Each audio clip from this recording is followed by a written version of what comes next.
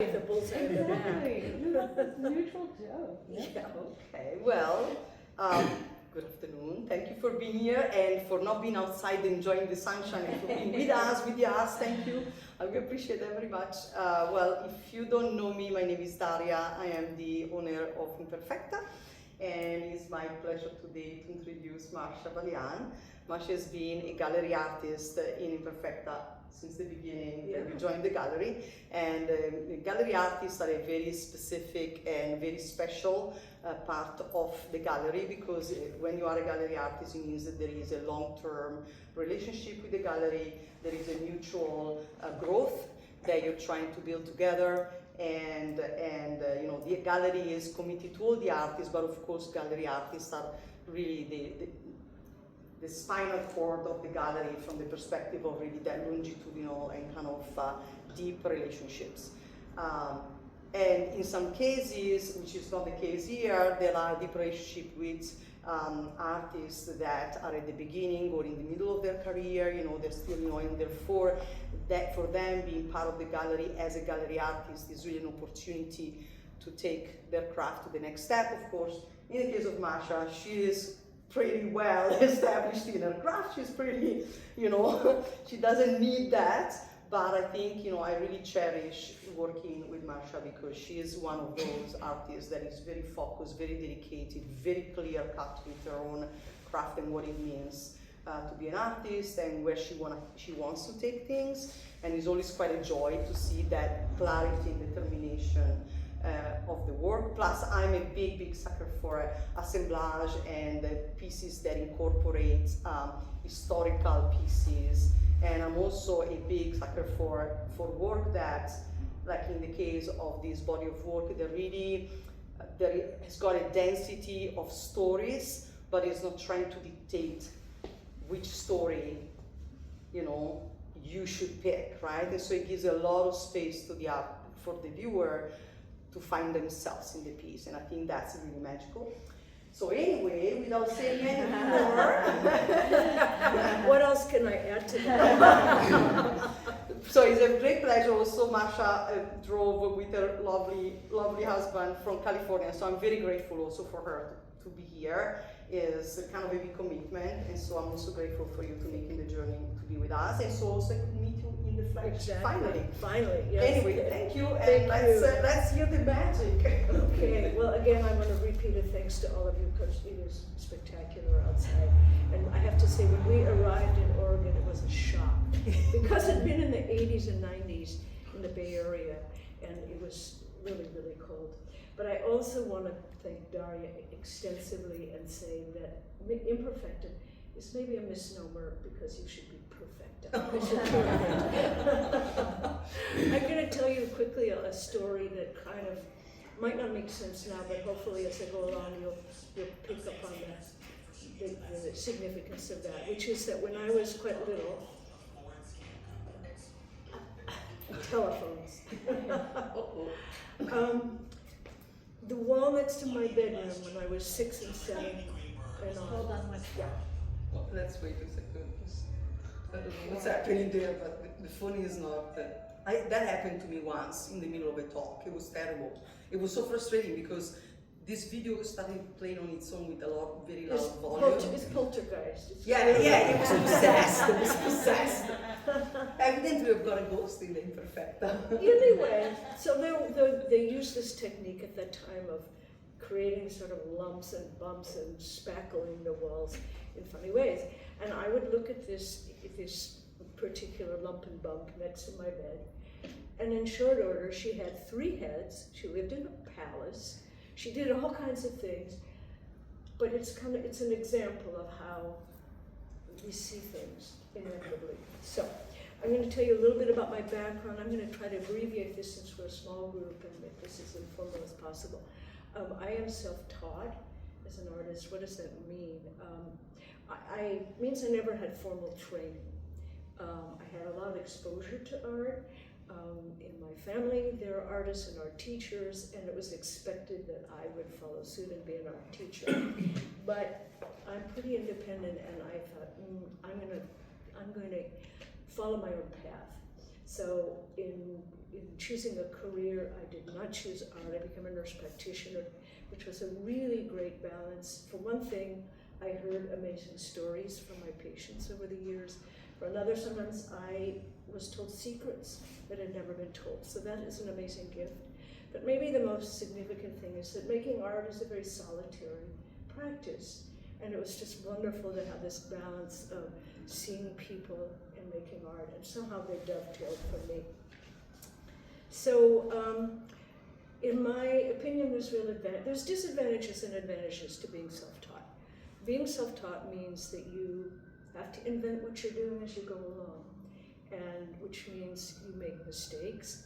Sometimes you find you have reinvented the wheel multiple times, which can be very frustrating, but it's also an adventure. And I've really gotten into the process of that and enjoy it, and you never know quite where it's going to take you. I've always made art before I could read or write, but there were times in my life that I had to move away from it, so I had quite a long hiatus. And then I got back into it in my young adulthood, kind of by accident. I was asked to paint a mural in a shopping center. They said, "Can you do it?" "Oh, sure, no problem." The building was 100 feet long and 20 feet high. Wow. I had no idea what I was doing, and luckily, you may or may not know this, the Ralston Purina silos that are seen throughout the country, they're these big checkerboard silos. And it happened that a man who painted those walked by, and he gave me a tutorial. So he really saved my neck, because I had no idea what I was doing. So, let's see, what else can I say? So when I returned to making art, so then I became a nurse practitioner, did a lot of other things. But when I returned to making art, what felt safest at the time was to do something purely decorative, something that would go along with the furniture, whatever. And it took me quite a while until I could step beyond that and try to make art that perhaps had meaning. And, so you're on your own. There's no Google map that's going to tell you how to get there. But it's a really exciting process. As to the title, Show, Don't Tell, Implied Narratives, it has two dimensions. One is from writing, and I'm also a writer. And when you take writing classes, one of the first mandates, it's not even a suggestion, it's a mandate, it is show, don't tell. And there's, for example, the tree is tall. How do you engage with that? There's a quote from Anton Chekhov that might help. He says, "Don't tell me the moon is shining. Show me the glint of light on broken glass." So immediately that experience changes. You can see it in your mind's eye. You can have a relationship to it. So it's a lot easier in writing and maybe in making art to just stick a moon there or a tree. But it's not that interesting to me, and I don't think it engages the viewer as much as trying to convey and have a narrative. But it's, over the years, people would ask me, "What does this mean?" And I say, "That's not up to me, that's up to you. It's not my task to tell you, or I'm not interested in that." And maybe because I don't like to be told what to think or do, I don't expect that of other people who do my art. So let's see, what else? So I want you to have your own experience in looking and to make up your own story.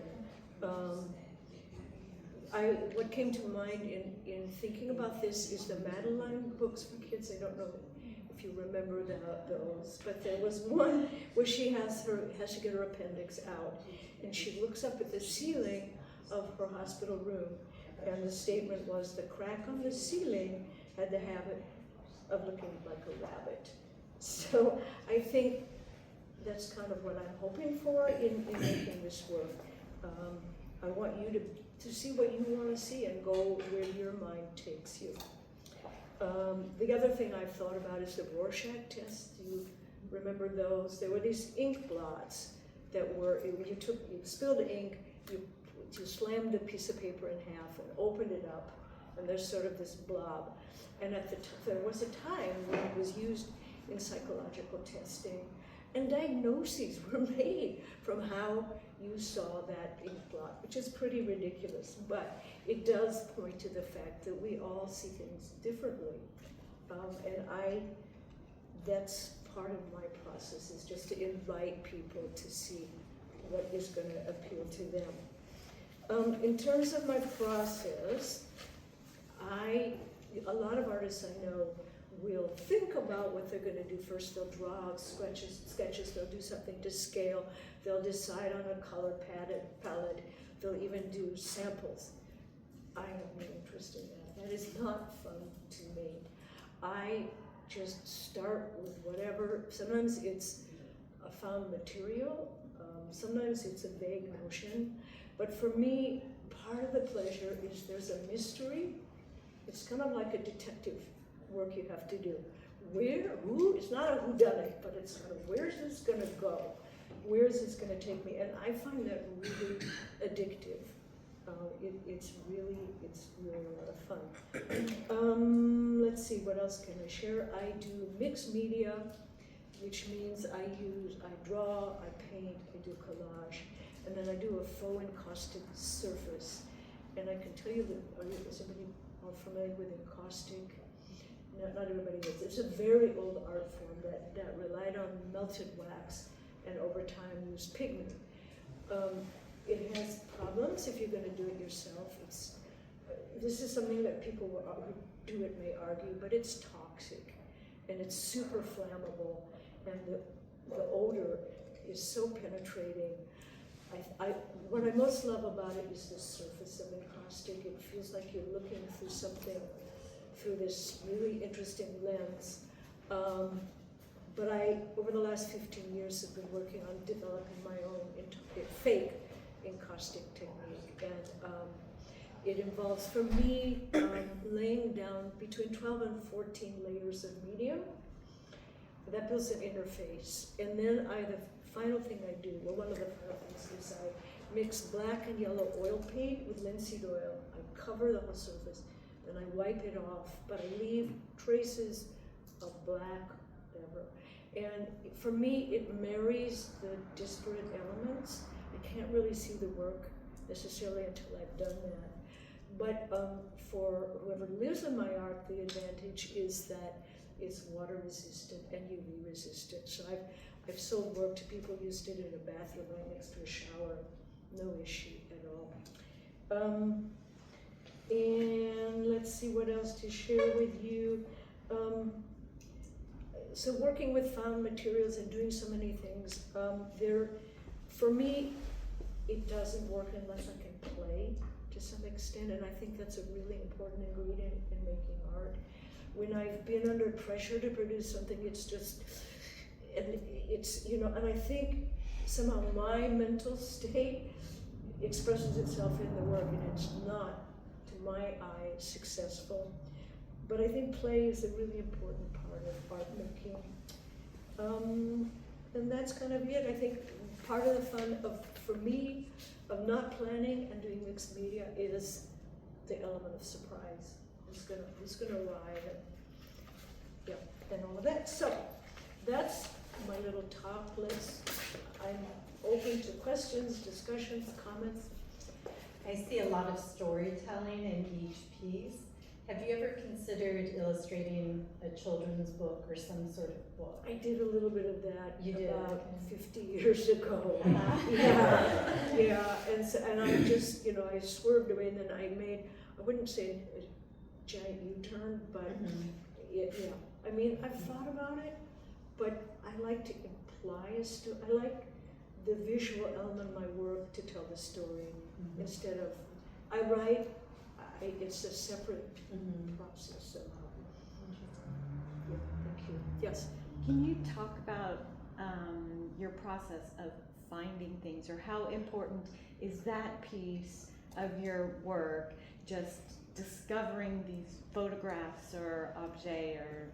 Well, yeah, so it's a bit, you turn into a scavenger, I would say, and it's not necessarily the most enticing to everybody else. Items like I pick garbage sometimes off the street or the sidewalk, at the beach.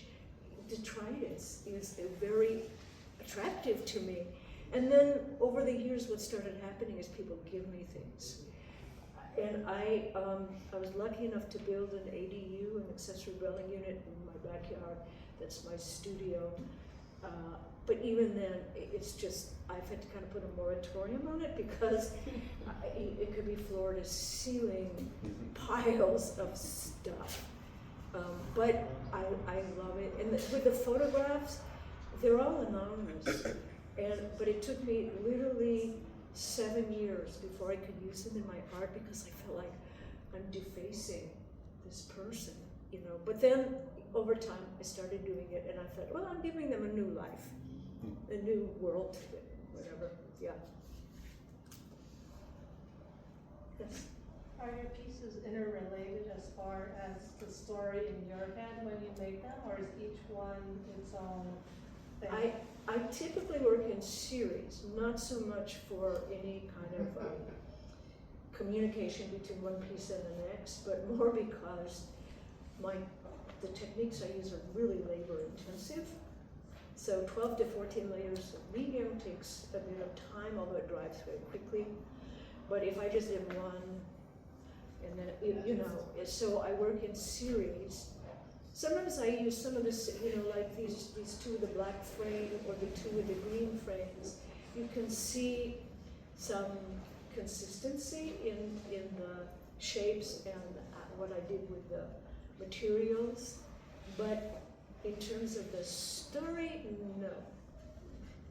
No. And I don't necessarily know consciously what the story is to me. It's more playing with these materials and where they're going to go is where they're going to go. Yeah. Is there a piece that was particularly challenging in this collection Yes. for you? Yes. The piece there with the hands coming out of the plant sort of thing. So I did a whole new series for this show, and there was a timeline, and there was a deadline. I had to get it done, and I hadn't done work of this nature for a while, and overcoming the inertia is really hard. Just getting momentum again. So the face on that piece, to be honest, that's about the 15th iteration because it just wasn't right, and I had to keep doing it over and over. And the temptation was, well, do I just scrap this whole piece? But no, I like these other elements of them. And one of the problems with using found materials is if you mess it up, it's gone, and you can't replace. I can't go to the art store and say, you know, or wherever. I can't replace it. So, yes, that was there. There's often some degree of struggle. I can tell you a story about another show I'm in right now, a group show. I did 2 pieces with, you know what a diptych is and a triptych. I did 4 and 5 pieces, and the gallery manager said, "Can you put them together? Because hanging that many pieces, you know, is really hard." So, yeah, okay, great. So Eric helped me. We screwed the bigger 5-piece one together. Great. For the smaller one, well, we used glue. And I have these very powerful glues, and I thought I was being very, very prudent about how much glue I put down. Nevertheless, it seeped into the front. I had to deliver the work. I had to repaint the whole thing the day before. So this happens. This is just part of doing any kind of creative work. There's accidents, there's mishaps, and there's failures, and you just move on. Do you Yes. work on more than one piece at a time? Yes, Okay. that's what it means to do series. Yeah. So, yeah, like the example again, the piece, with the black borders. I make these fake alphabet sort of things because I love the patterns, and I love mixing patterns. So I did some, anyway, yeah. They're kind of side by side, or there's so much stuff in my studio that my workspace shrinks and shrinks and shrinks. And so one goes in the ground and comes up, and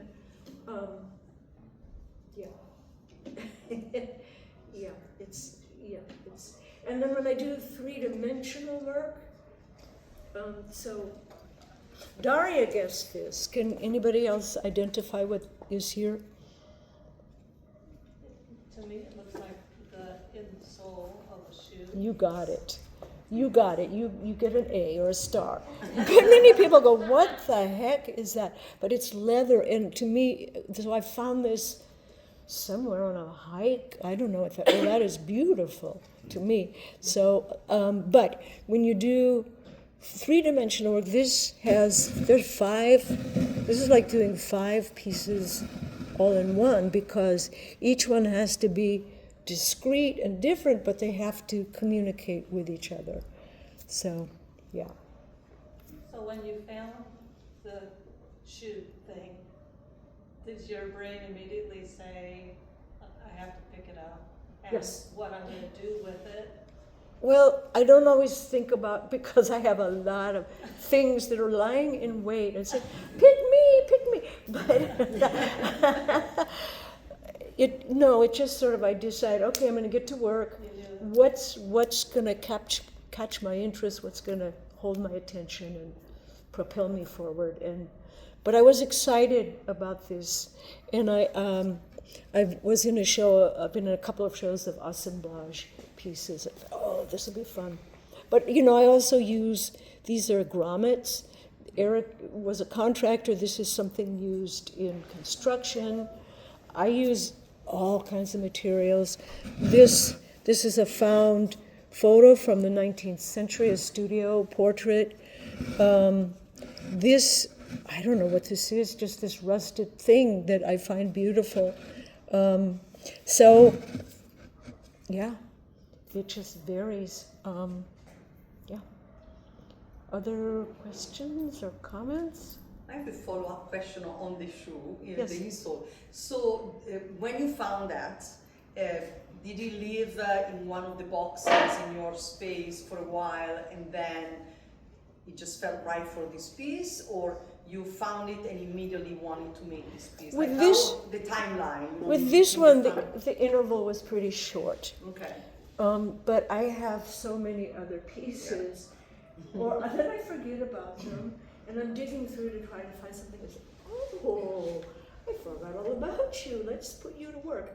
It's it just varies. And I'm not. Tim, you were saying your skill is organizing. That is not one of mine.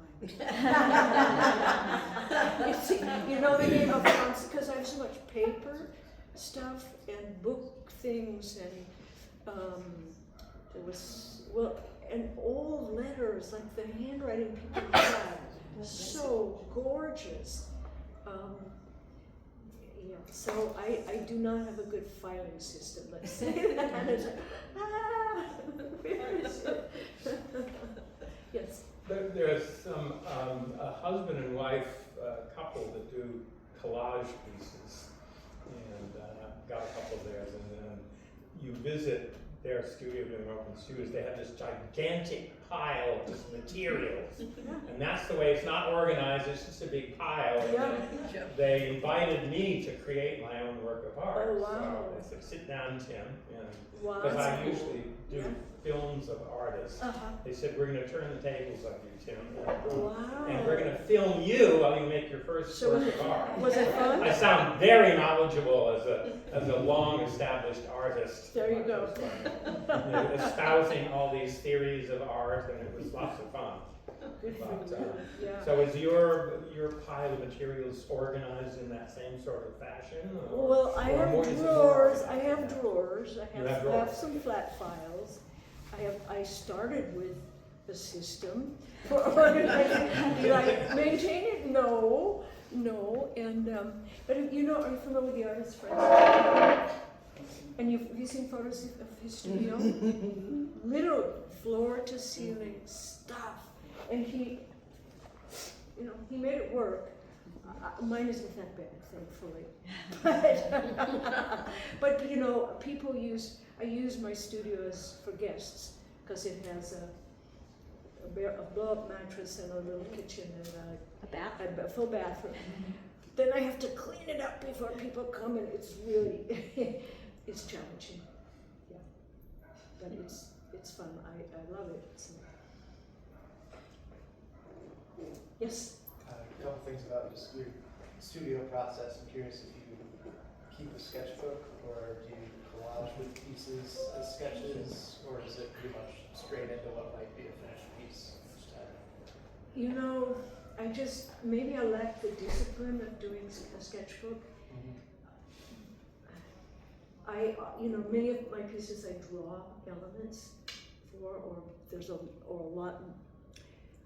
The face maybe takes over, but I don't do that work. I kind of try to store it somehow, and if I clear the cobwebs in there, I can sometimes access what it is I was hoping to do, but yeah, I'm not that disciplined. Are you an artist as well? Yeah. And do you do a sketchbook?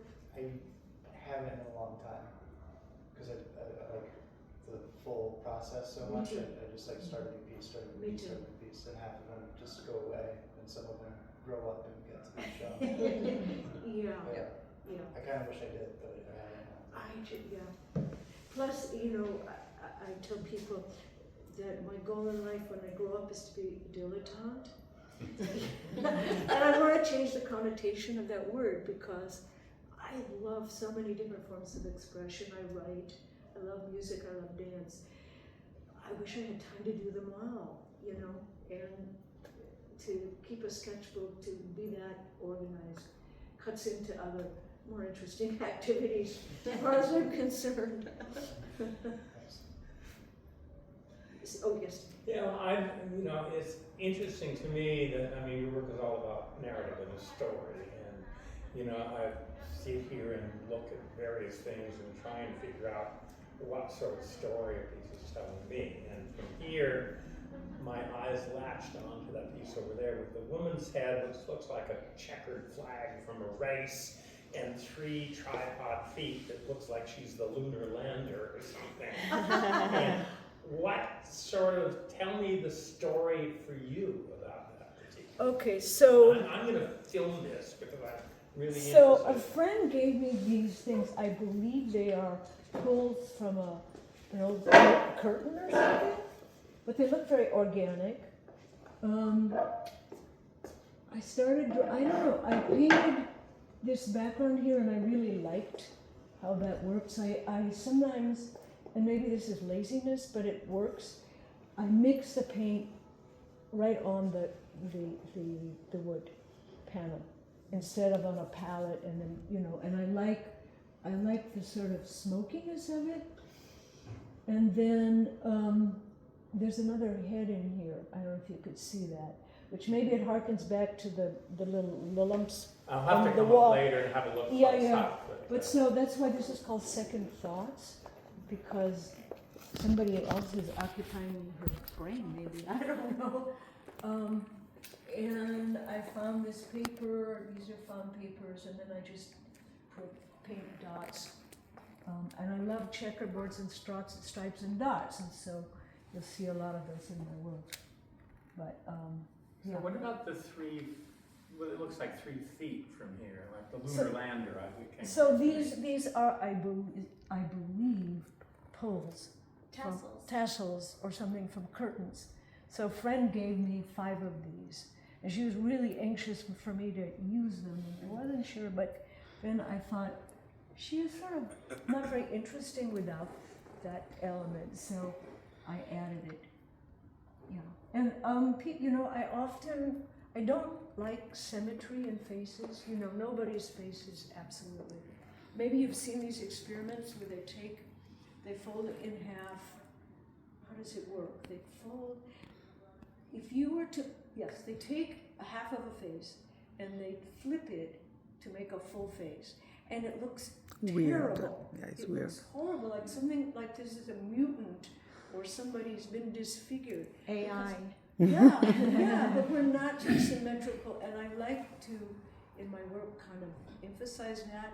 So I add 2 different ears, and the face just isn't interesting to me until I add some element of weirdness. Thank you. Exactly. Yes, thank you. That is the technical term. So I have a question actually, because you said you like to write, okay, besides being a painter, a mixed media artist. So have you ever written something inspired by one of your mixed media pieces?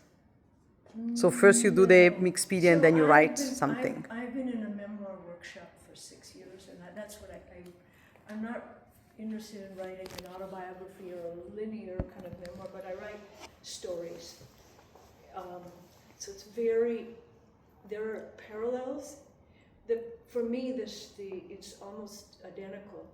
When I'm immersed in writing something, I am living, breathing, sleeping it. It's just in my mind constantly, not always conscious, but I'm working on it, which is the same thing with visual art. I'm obsessing, and I'm obsessing and problem solving and seeing where it's going to go. But in terms of content, no. And I've got lots of questions all the time. So is there any piece in this collection that you surprised you even yourself as you were making it? Like, was the moment you're like, oh my God, did I do that? Or you made yourself chuckle or kind of delighted yourself in a way that you didn't anticipate?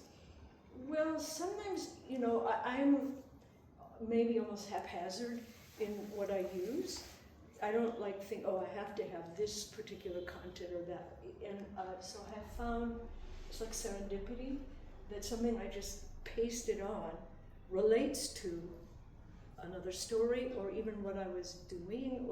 So the piece over there, on the far right with the orange and purple trim, the text in it comes from a grammar book from the 19th century, and it says, I am loved, I was loved. And I thought, oh. But I didn't even look at it, I just pasted it down, and then I had this portrait of a baby that was so sweet. And so I even forget what your question is, but there's a lot of serendipity. Yeah, self-surprise, yeah. Yeah. Yeah, I noticed that in that piece you highlighted 3 sentences, yeah. Yeah. Mm-hmm, mm-hmm. Yeah. I have fun titling things. One goal I try to be consistent with is to find some humor. And since we're living in such unhumorous times, any possible kind of inroad for a pore, let's say, for some humor to seep out, I look for that. So, for instance, this piece is called Farm Animals on Bars. That's silly. I like to be silly. So it is, I wasn't wrong when I got the lunar lander sort of, except it's Mars rather than the moon. Well, that one, but this is, they're two, whatever. Oh, whatever. Yeah. You are totally at liberty. I give you permission to interpret any of this in any way you want. That's the fun of it. Absolutely. Yeah. Absolutely. And do you want to tell us in that piece, the farm animals on Mars? I know that there is an element there that is quite interesting. You want me to divulge what it is? If you want, it's up to you. Okay. I think it's pretty fun. So you see this turquoise thing? Oh, this is, okay. My name was OBGYN. This is what's called a pessary, which women used if their uterus was falling a bit. Men have similar things, but that's what that is. I found it on the street. It was like, what? Oh. Did this fall out of somebody? And you touched it? Well, I washed it. It's no big deal. It's no big deal, but and these little animals I inherited those from a friend who died. This is those red rubber balls. Elias, I painted it, and then this is cardboard. And I don't even remember what it, anyway, so Yeah. in some respects it's kind of random, the materials, and then they find good roommates or whatever. Yeah, but I think that specific objects with the Mars and the animals, I mean, I can with just those 3 elements, there's so many stories that you can kind of fabricate in your guess, head. okay, but don't tell anybody. Some of them very funny. Don't tell anybody what that is. You could Google it.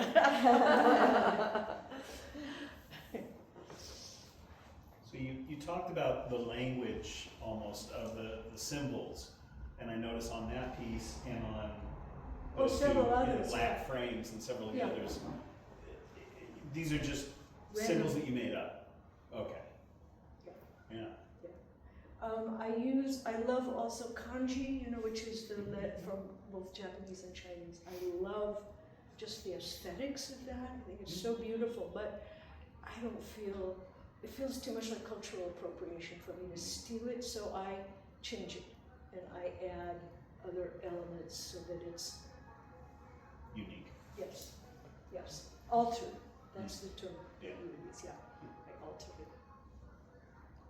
But in a way, it feels like it's very fitting, right? That there will be something that looks like an alphabet that is not a real alphabet, that is recognizable because it's, and in a way, is again about show, don't tell, the kind of the theme of you getting a glimpse that it might be writing, but what is it? And then in trying to decipher, you make your own association with the rest of the elements, right? Exactly.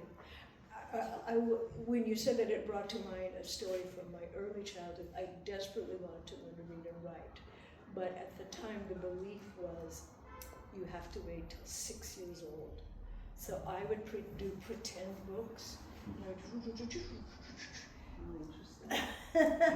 That was my writing. So to finally get to learn to write and read was really fantastic for me.